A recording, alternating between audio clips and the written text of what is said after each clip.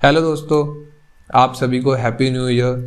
और आज इस वीडियो में हम बात करने वाले हैं कि गवर्नमेंट ने जो बैन करा है 9 क्रिप्टो एक्सचेंजेस को, वो क्यों बैन करा है और उससे हमको क्या क्या नुकसान होने वाले हैं।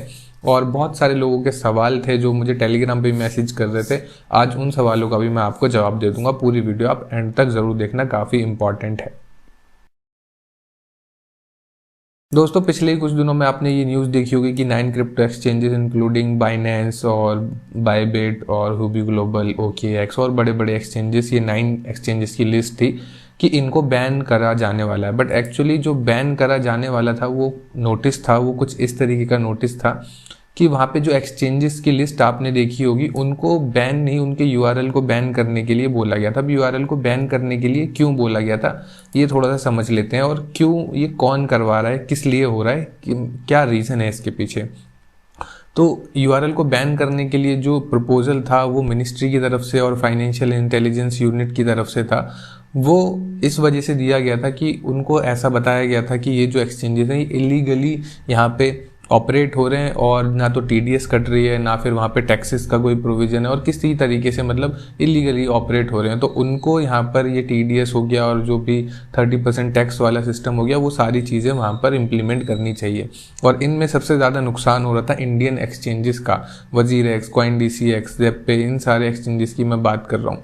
तो इन सारे एक्सचेंजेस को नुकसान इसलिए हो रहा था क्योंकि जब से टीडीएस आ गया था उसके बाद सारी वॉल्यूम इंटरनेशनल एक्सचेंजेस पे चली गई थी। जो लोग ट्रेडिंग करते हैं, P2P करते हैं और भी अलग अलग जो भी सारी चीज़ें करते हैं, सारे इंटरनेशनल एक्सचेंजेस पे शिफ्ट हो गए थे। ऑलरेडी एक्सचेंज इंटरनेशनल जो एक्सचेंजेस थे, एक्सचेंजेस लाइक बाइनेंस, कॉइनबेस, इनके पास ऑलरेडी बहुत ज़्यादा वॉल्यूम था एक्सचेंजेस, इंडियन एक्सचेंजेस के मुकाबले। बट उनके पास जितना भी था वो टीडीएस आने के बाद, 30% टैक्स आने के बाद वहाँ पर चला गया। तो यहाँ पर उन एक्सचेंजेस को बहुत ज़्यादा नुकसान होने लग गया और उसकी वजह से ये कंटिन्यूसली जितने भी इंटरनेशनल एक्सचेंजेस हैं, जितने बड़े एक्सचेंजेस हैं, उनको बैन कराने की या किसी भी तरीके से उनका इंडिया में प्रेजेंस कम करने की कोशिश करते रहे।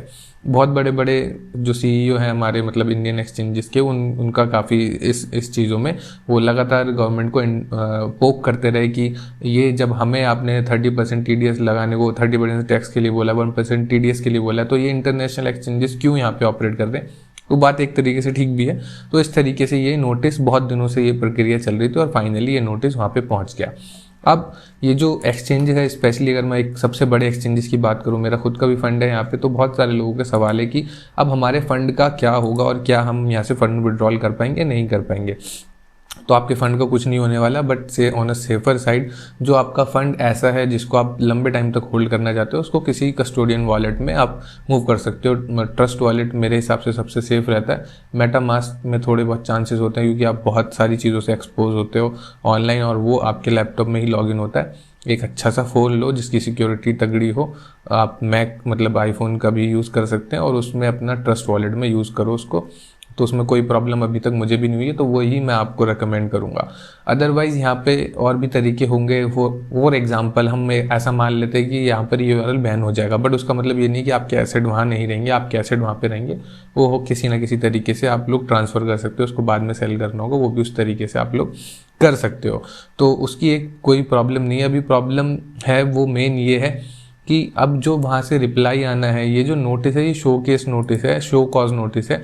अब शो कॉज नोटिस में ये होता है कि आप उनको जवाब मांगा है इन सारे एक्सचेंजेस से कि ये आप जो ऐसा कर रहे हो, आपने जो यहाँ पे टीडीएस नहीं इम्प्लीमेंट करा है या फिर आपका टैक्सेस का कोई यहाँ पे इम्प्लीमेंटेशन नहीं है या फिर कोई नोटिस नहीं है, तो अगर आपको इंडिया में ऑपरेट करना है, इंडिया में अपनी सर्विसेज सेल करनी है, तो आपको ये सारे जो हमारे इंडिया के लॉ हैं वो आपको मानने पड़ेंगे, वरना हमें जवाब चाहिए इन सब चीज़ों का। अब वहाँ से क्या जवाब आने वाला है या क्या चीज़ें रहती है, वो थोड़ा सा वेट करने वाली बात है। पैनिक सेल करने की ज़रूरत नहीं है। आप अपना अगर फंड शिफ्ट करना चाहें बिल्कुल कर सकते हो। जैसे कि मैंने कहा, मान लो आपका एक फ़ंड है जिससे आप रेगुलर ट्रेडिंग करते हो, तो वो ट्रेडिंग वगैरह आप करते रहो। इतना बड़ा एक्सचेंज है तो कुछ ना कुछ उसका सॉल्यूशन निकालेंगे। अगर मैं बाइनेंस की ही बात करूं, बाइनेंस पे ही कितने लोग P2P ट्रेडिंग करते हैं, तो यहाँ पर अगर कुछ ना कुछ इस तरीके की चीज़ें आती है तो वो इम्प्लीमेंट होती हुई हमको यहाँ पर दिख जाएंगी। क्योंकि बाइनेंस नहीं चाहेगा कि उसका एक बड़ा वॉल्यूम इंडिया से जो जनरेट होता है वो कहीं जाए। अगर इस तरीके का नोटिस बाइनेंस पे भी जाएगा तो बाइनेंस की लीगल टीम बहुत ही तगड़ी है, कुछ ना कुछ सॉल्यूशन यहाँ पे ज़रूर निकल कर आएगा। वो किस तरीके से आएगा उसका हमें थोड़ा सा वेट करना, बस पैनिक नहीं होना। यहाँ पे आप देख सकते हो कि कितने सारे कई मिलियंस में इनके यूज़र्स हैं। तो इंडिया से भी बहुत अच्छी वॉल्यूम यहाँ पे जनरेट होती है, ट्रेडर भी हैं यहाँ पे, P2P ट्रेडर भी हैं, इसके अलावा फ्यूचर्स में भी ट्रेडिंग होती है। और रही बात इस एक्सचेंजेस को यूज़ करने की, तो दोस्तों जो भी हम चीज़ें यूज़ करते हैं वो अपने एक्सपीरियंस की वजह से यूज़ करते हैं। अगर आप बाइनेंस यूज़ करोगे या फिर किसी भी और इंडियन एक्सचेंज को यूज़ करोगे तो आपको फ़र्क बहुत क्लियर दिख जाएगा। इनका UI UX आपको बहुत तगड़ा दिख जाएगा। इनकी सर्विसेज सपोर्ट की बात करो, मतलब एक नंबर रहता है। तो वो सारी चीज़ें इनकी बहुत अच्छी है। तो अगर अच्छी चीज़ हमको मिल रही है तो क्यों ना हम यूज़ करें। तो रही बात ये URL बैन की या कुछ की, उससे आपको डरने की ज़रूरत नहीं है फ़िलहाल। और उनका जवाब आने का वेट करते हैं कि किस तरीके से वहाँ पे मतलब ये इसको काउंटर करते हैं, उसका वेट है हमको भी। और इसके अलावा अगर कोई क्वेश्चन है आपका फंड से रिलेटेड, मैंने बता दिया। अगर आपको बहुत ही ज़्यादा डर लग रहा है तो आप मूव कर सकते हैं। अदरवाइज़ मैंने खुद का फंड भी पर्सनली रुका हुआ है इस पर, मतलब ठीक ठाक सा फंड जो मैं रखता हूँ हमेशा बाइनेंस पे, उतना फंड मैंने मतलब जब ये न्यूज़ आई थी तो मैंने निकाला नहीं, क्योंकि उसके बारे में पढ़ना, उसके बारे में जानना और ये सब तो न्यूज़ थोड़ी बहुत चलती ही रहती है। तो उसका थोड़ा सा वेट कर रहा था मैं भी। अब और क्या अपडेट आने वाली है उसके हिसाब से हम अपना रिएक्शन देंगे। तो आपको पैनिक सेल करने की या फिर कहीं से निकाल के कहीं पे बेचने की या सस्ते में बेचने की ऐसी कोई ज़रूरत नहीं है, उसका आप वेट कर सकते हैं। थोड़ा सेंसिबली हम लोग काम करेंगे। यही था आज के वीडियो में आपको बताना। इसके अलावा अगर आपको कोई सवाल है, कुछ पूछना चाहते हैं तो नीचे कमेंट करके मुझसे पूछ सकते हैं। अदरवाइज़ मेरे टेलीग्राम को ज्वाइन कर सकते हैं आप, वहाँ पे मैं कुछ ना कुछ रेगुलर अपडेट्स आपको देता रहता हूँ जो आपके काम की होती है। मैं मिलूँगा आपसे अगली वीडियो में। Good bye.